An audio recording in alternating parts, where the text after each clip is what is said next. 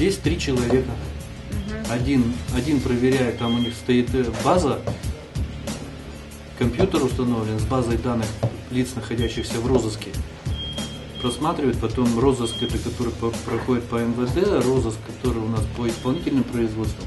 Они отслеживают каждого приходящего в суд, отслеживают по розыску. Если обнаруживают, то, соответственно, как бы уже отрабатывает или с полицией, или судебным приставом исполнителем человека доставляет. То есть таким образом находят и помогают.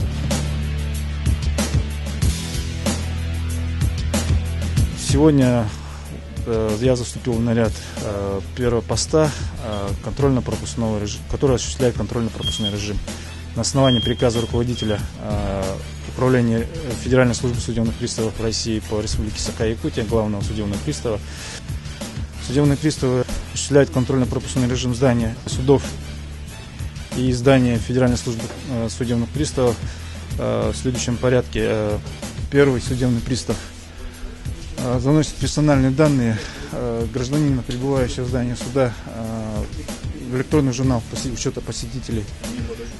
Второй судебный пристав стоит около стационарного метрообнаружителя и объясняет посетителям их действия, что они должны сделать. Пройти и что вынуть из кармана металлосодержащие металлические предметы. Третий пристав соответственно уже проводит предварительный осмотр верхней одежды после того, как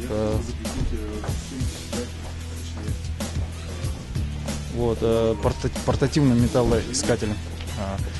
Мы оснащаемся, которые заступают на первый пост, надеваем бронежилеты класса пристав, соответственно, служебные жетоны, табельное оружие, наручники. В соответствии с статьей 11, частью 2 Федерального закона 118 о судебных приставах, мы имеем право применять физическую силу, специальные средства и огнестрельное оружие, если иные меры не обеспечили исполнение наших служебных обязанностей. Те, кто впервые приходит, да, они с собой носят в основном очень часто газовые баллоны, электрошоковые устройства, это очень часто встречается, и колюще-режущие предметы, такие как канцелярские ножи.